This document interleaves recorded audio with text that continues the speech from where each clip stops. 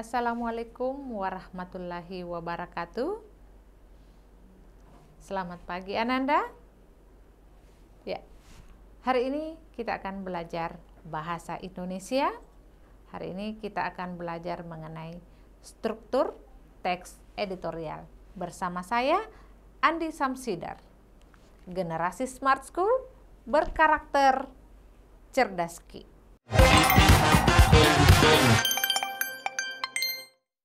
Baik Ananda, hari ini kita akan masuk materi struktur teks editorial. Ya, jadi Ananda, pada pertemuan kali ini kita akan masih membahas mengenai materi teks editorial. Kali ini kita akan membahas mengenai strukturnya. Ya, struktur teks editorial. Ya. Berbicara mengenai struktur, kira-kira struktur itu apa ya Ananda? Nanti kita akan perdalam materinya ya. Oke. Nah, kita akan belajar bersama dengan kata-kata penyemangat hari ini. Sukses bukanlah final. Kegagalan tidak fatal. Keberanian untuk melanjutkan itu yang diperhitungkan. Winston Churchill. Oke? Semangat kita belajar hari ini. Nah, Ananda, adapun tujuan pembelajaran pada hari ini yaitu mampu menganalisis struktur teks editorial. Jadi nantinya diharapkan Ananda mampu menganalisis struktur teks editorial. Oke, kita lanjut ke materinya. Nah, apa yang kamu tahu tentang teks editorial? Masih ingat teks editorial Ananda? Oke, kalau begitu mari kita review kembali atau mengingat kembali struktur teks editorial atau teks editorial itu apa ya? Kita lihat teks editorial. Ya. Teks editorial adalah artikel utama yang ditulis oleh redaktur koran yang merupakan pandangan redaksi terhadap suatu peristiwa atau berita aktual ya, sedang menjadi sorotan, fenomenal, dan kontroversial atau menimbulkan pendapat. Jadi, ingat Ananda, teks editorial adalah artikel utama yang ditulis. Ya, siapa yang menulis? Redaktur koran. Dan isinya merupakan pandangan redaksi. Pandangan redaksi terhadap apa? Terhadap peristiwa atau berita. Berita apa?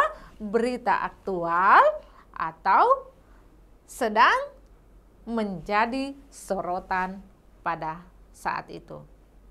Ya, jadi berita apa yang lagi hangat-hangatnya?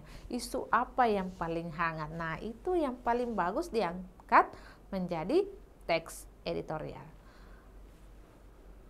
Selain dari aktual, jadi terkadang ketika ada isu yang fenomenal atau kontroversial, nah itu biasanya yang diangkat menjadi teks editorial oleh redaktur koran.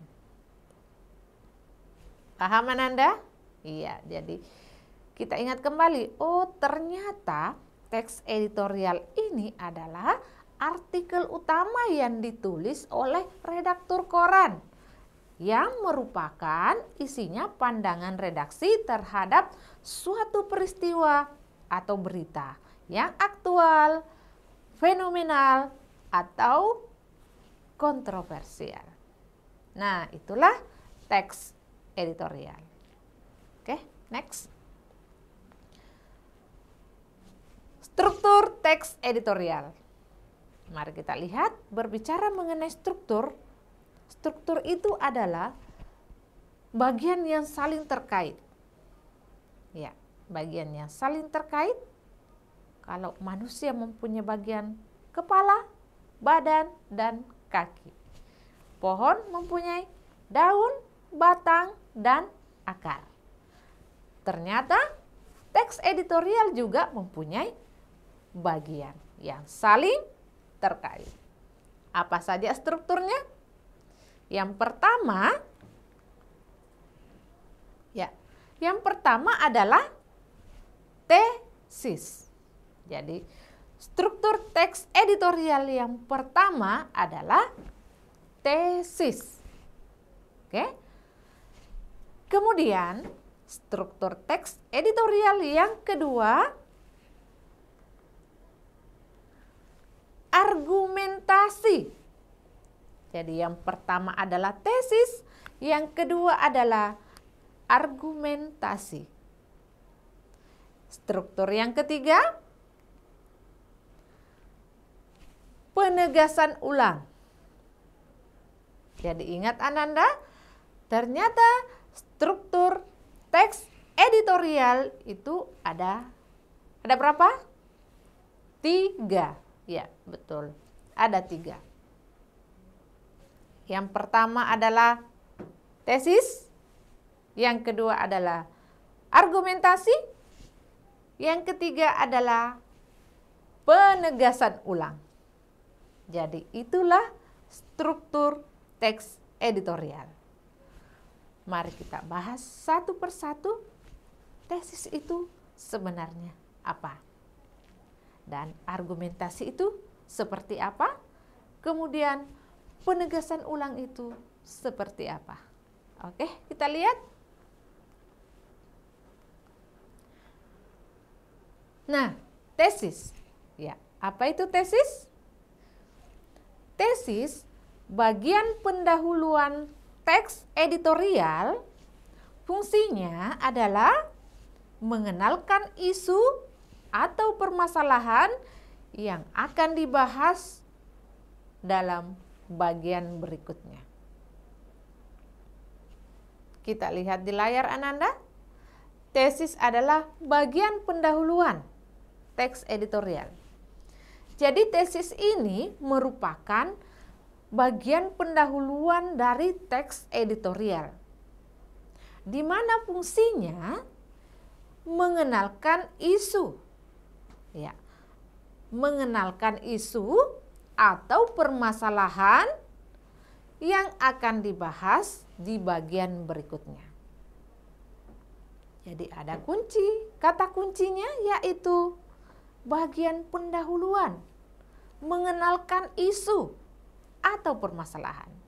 Jadi di bagian tesis ini biasanya berada di awal teks atau di bagian paragraf pertama, karena dia merupakan bagian pendahuluan dari teks editorial, di mana di dalamnya atau fungsinya mengenalkan isu atau permasalahan yang akan dibahas pada bagian selanjutnya.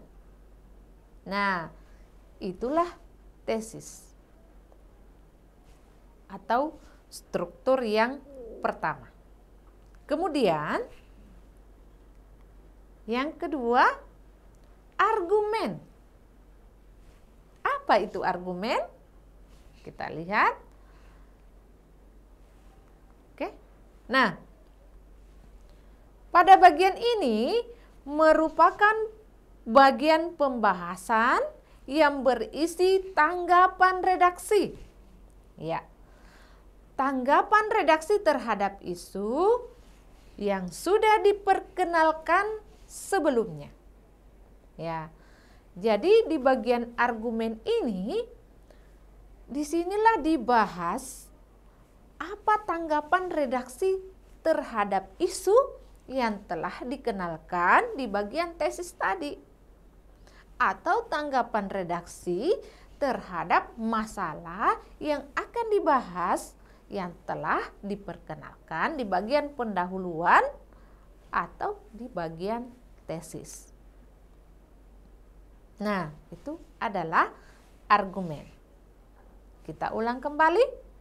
Jadi bagian argumen ini atau struktur yang kedua ini merupakan bagian pembahasan yang berisi tanggapan redaksi terhadap isu yang sudah diperkenalkan sebelumnya.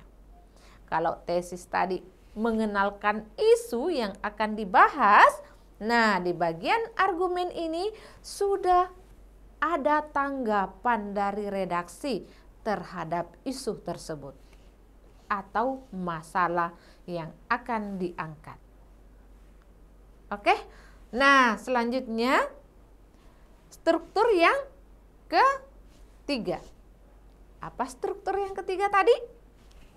Kita lihat.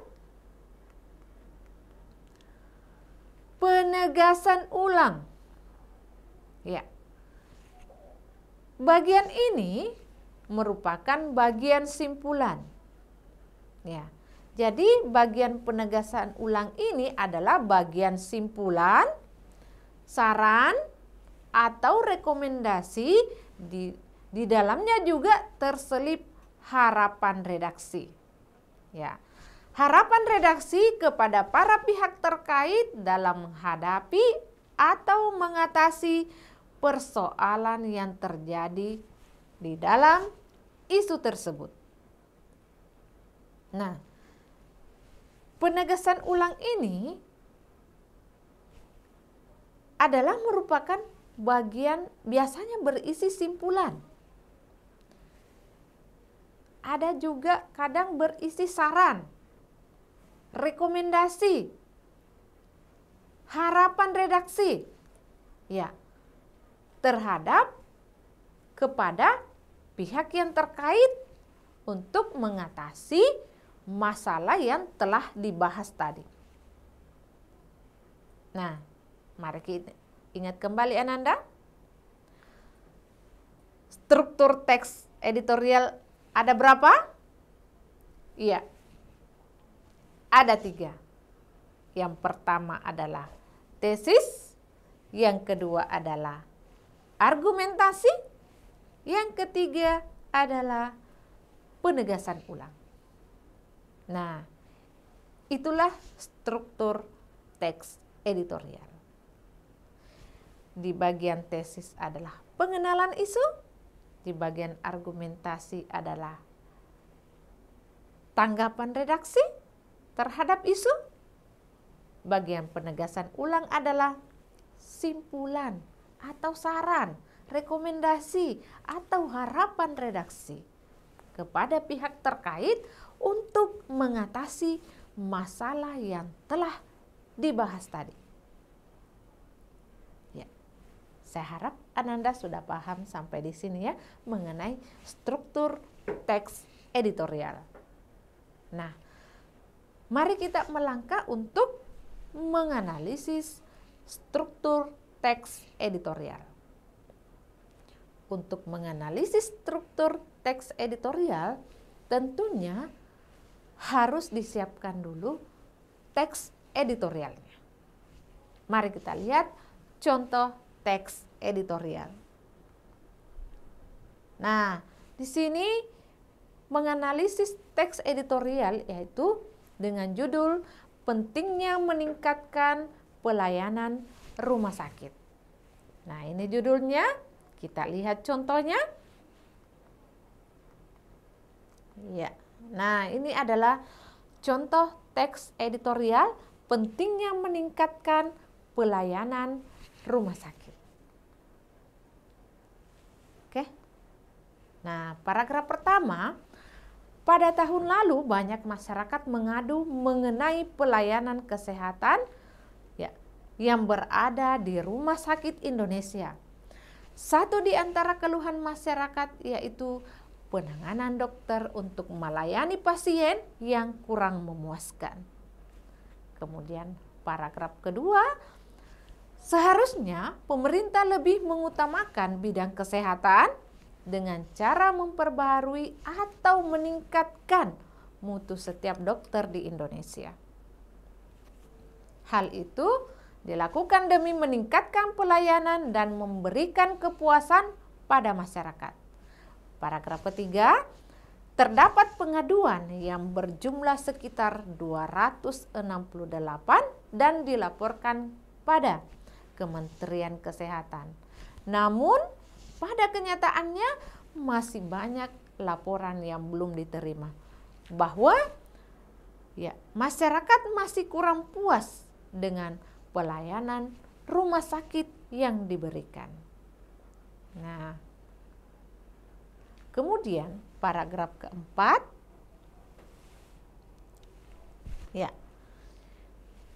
masyarakat terus berharap agar mendapatkan peningkatan pelayanan rumah sakit yang ada di Indonesia guna membuat pasien menjadi lebih nyaman. Nah, Ananda, silahkan dibaca teks editorialnya, kemudian silahkan dianalisis. Ya, kira-kira di bagian mana tesisnya dan di bagian mana, di paragraf berapa argumentasi, kemudian penegasan ulang di paragraf keberapa. Ya, silahkan dianalisis Ananda. Nah, ya, kita lihat. Ini paragraf pertama ya. Pada tahun lalu banyak masyarakat mengadu mengenai pelayanan kesehatan yang berada di rumah sakit Indonesia. Satu di antara keluhan masyarakat yaitu penanganan dokter untuk melayani pasien yang kurang memuaskan. Banyak masyarakat yang mengadu ya tentang pelayanan kesehatan. Oke, kita lihat. Nah, di paragraf pertama ini adalah bagian tesis, di mana di paragraf pertama ini dikenalkanlah isu yang akan dibahas, yaitu pelayanan kesehatan yang kurang memuaskan. Oke, kita lanjut yang kedua, paragraf kedua. Seharusnya pemerintah lebih mengutamakan bidang kesehatan dengan cara memperbarui atau meningkatkan mutu setiap dokter di Indonesia.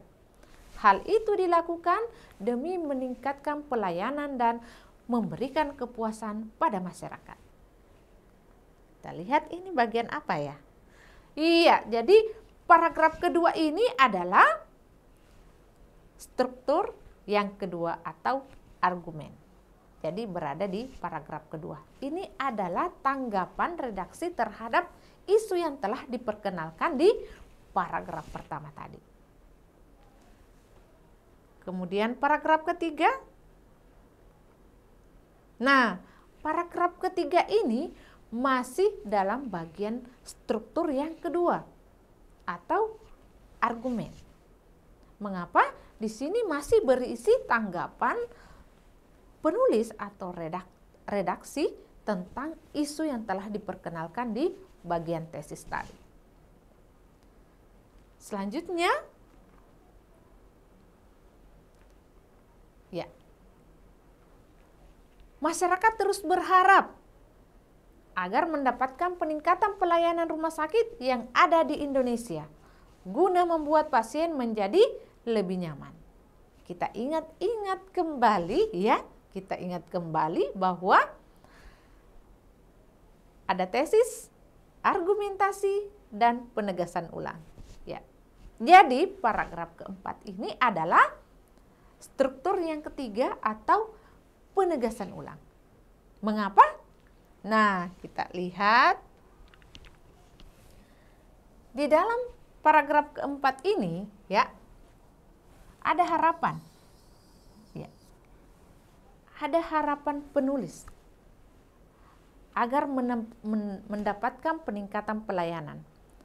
Di dalam penjelasan penegasan ulang tadi berisi mengenai simpulan, harapan, ya, dan solusi yang diberikan.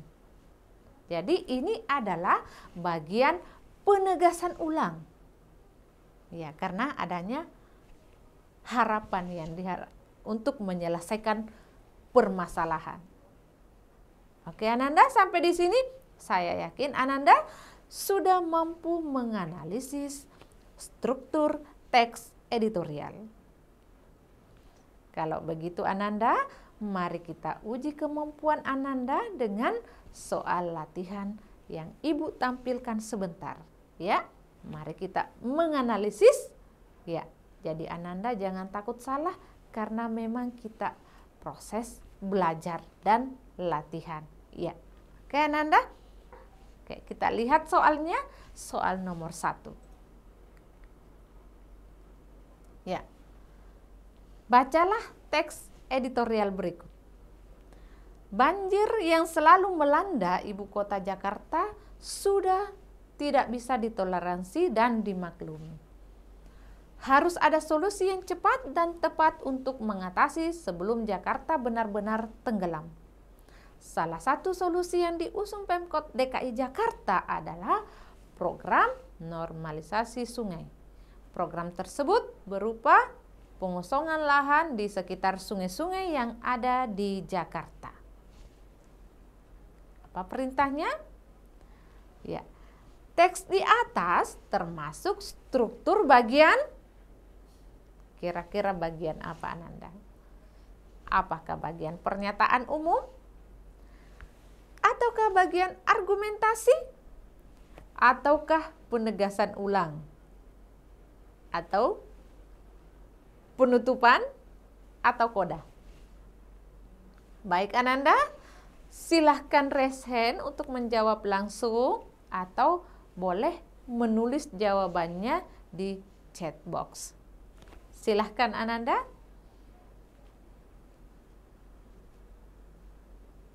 Ya. Nah, kira-kira jawaban yang paling tepat apakah bagian A, pernyataan umum? Ataukah bagian B, argumentasi? Ataukah bagian C, penegasan ulang? Atau bagian D? Ataukah kemungkinan E? Silahkan Ananda.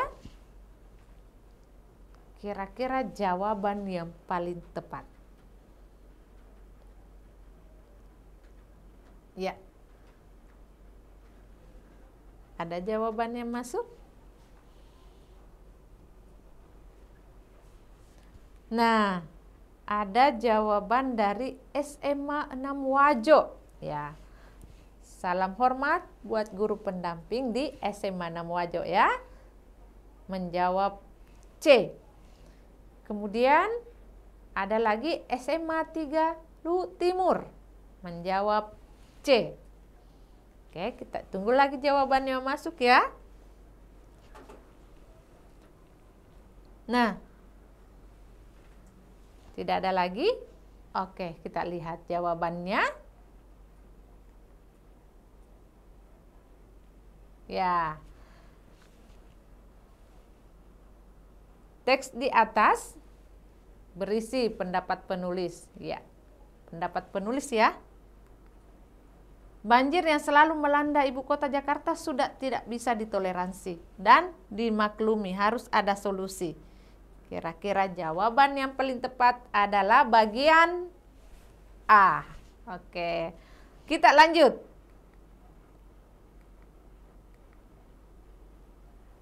Pertanyaan nomor 2. Ananda silahkan dibaca soalnya, kemudian dicermati. Ketika sudah mendapatkan jawaban yang paling tepat, silahkan ditulis di chat boxnya atau boleh raise hand Ananda ya. Kita berkomunikasi langsung. Oke, contoh anak-anak yang non penduduk DKI, katakanlah Bekasi, yang ingin masuk ke SMA di Jakarta, setelah lulus SMP diberi kesempatan mengikuti tes hanya 1 putaran. Jika dalam 1 putaran tes mereka tidak lulus, tak ada pilihan yang menyangkut, ya, yang nyangkut anak-anak itu selesai. Tak ada kesempatan untuk mengikuti tes lagi, sebagaimana anak-anak penduduk DKI. Kemana mereka akan bersekolah? Tak ada peluang, karena di Bekasi pun mereka ditolak karena SMP asalnya di Jakarta. Apa perintahnya? Ya, dilihat dari strukturnya, kutipan editorial tersebut merupakan bagian dari Bagian dari apa kira-kira? A. Tesis. B. Argumentasi. C. Penegasan ulang. D. Pernyataan fakta. E. Pendapat atau opini. Kira-kira yang mana jawaban yang paling tepat Ananda? Silahkan ditulis di chat box atau boleh raise hand.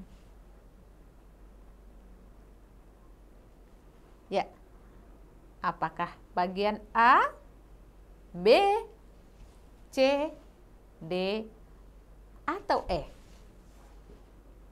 Kita tunggu jawabannya masuk.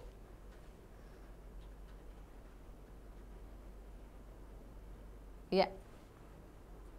Nah, jawaban yang betul adalah belum ada ya. Oke, jawaban yang betul ada. Oh iya, ada dari SMA 7 Sinjai.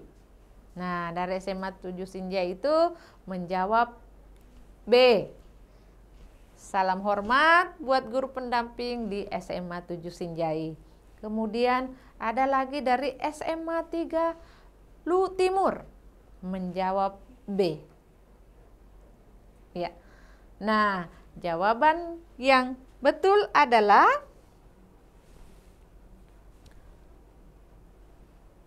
iya, betul. Bagian B atau argumentasi, pendapat tentang isu. Oke, kita lanjut. Kita lanjut Ananda ya, yang soal berikutnya. Soal yang ketiga. Nah, kita langsung saja melihat petunjuknya. Karena itu sebaiknya kita menjaga dua hal. Yang pertama adalah berusaha memperbaiki masalah persepakbolaan kita yang carut-marut seperti benang kusut yang sulit diurai. Yang kedua, mulai saat ini kita harus serius, baik dari pemerintah, PSSI, dan tentu saja para supporter sepak bola Indonesia. Mari kita menjaga diri, menghilangkan sikap-sikap tidak sportif yang dapat memicu kejadian-kejadian yang tidak diinginkan. Cukuplah peristiwa ini menjadi pelajaran berharga kita sebagai bangsa beradab. Dilihat dari strukturnya, kutipan editorial tersebut merupakan bagian dari kira-kira bagian apa Nanda? Apakah tesis, argumentasi, penegasan ulang, atau pernyataan fakta? Di bagian E, pendapat atau opini. Ya. Kira-kira jawaban yang paling betul apakah A, B, C, D, atau E? Silakan Ananda, boleh raise hand? Ya. Kita tunggu jawaban yang masuk. Nah, jadi ini pertanyaannya dilihat dari strukturnya. Tadi kita belajar mengenai struktur. Tentunya kita tidak jauh-jauh dari struktur. Soalnya tidak akan jauh-jauh dari materi yang telah diberikan. Nah, di sini ada kutipan teksnya. Nah, kutipan editorial tersebut merupakan bagian dari kira-kira apakah bagian tesis, argumentasi, penegasan ulang, pernyataan fakta, atau pendapat atau opini. Ya, jadi jawaban yang paling tepat adalah bagian argumentasi. Nah, jawabannya adalah struktur yang kedua atau argumentasi. Ini adalah berisi pandangan penulis terhadap isu. Oke Ananda, selanjutnya kita lanjut di soal nomor berapa? Soal keempat ya. Oke. Nah, perhatikan kutipan teks editorial di bawah ini. Ini paragraf pertama. Kebakaran hutan dan lahan di wilayah Sumatera seperti Riau, Jambi, Sumatera Selatan, serta sebagian Kalimantan telah menyebabkan kabut asap setidaknya dalam 3 bulan terakhir. Di Riau dan Sumatera Selatan, kualitas udara di kota Pekanbaru dan Palembang sempat masuk kategori berbahaya. Seiring dengan meningkatnya jumlah titik api di Pulau Sumatera,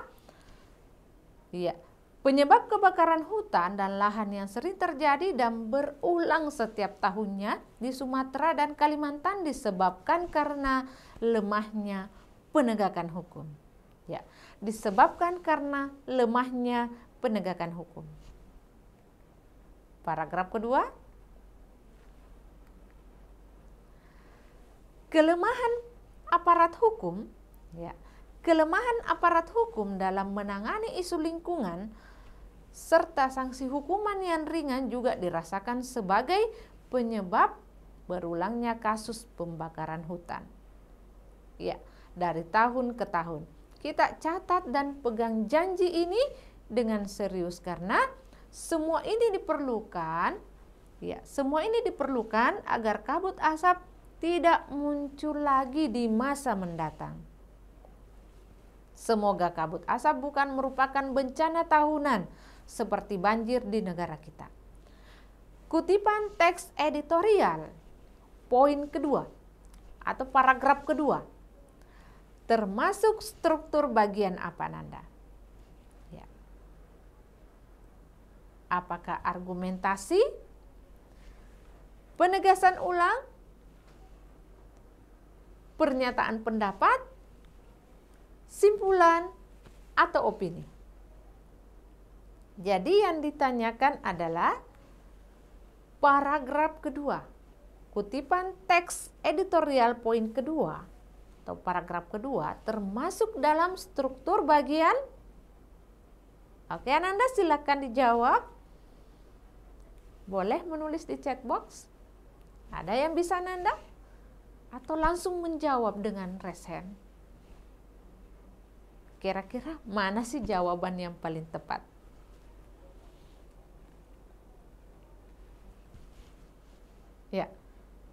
Jawaban yang tepat adalah, jadi yang ditanyakan adalah ini paragraf kedua. Paragraf kedua ya. Nih, paragraf kedua. Nah, kira-kira termasuk struktur bagian apa? Jadi jawaban yang paling tepat adalah bagian B, penegasan ulang. Mengapa ini ditandai dengan kata kelemahan aparat hukum dalam menangani isu? Karena di bagian pertama, paragraf pertama itu, penyebab kebakaran hutan dan lahan yang sering terjadi dan berulang setiap tahunnya di Sumatera dan di Kalimantan disebabkan karena lemahnya penegakan hukum. Itu paragraf pertama. Kemudian paragraf kedua, kelemahan aparat hukum. Jadi lemahnya penegakan hukum ditegaskan kembali di paragraf kedua dengan kalimat kelemahan aparat hukum dalam menangani isu lingkungan serta sanksi hukuman yang ringan. Jadi di paragraf kedua ini ditegaskan kembali. Jadi jawaban yang paling tepat adalah bagian B atau penegasan ulang.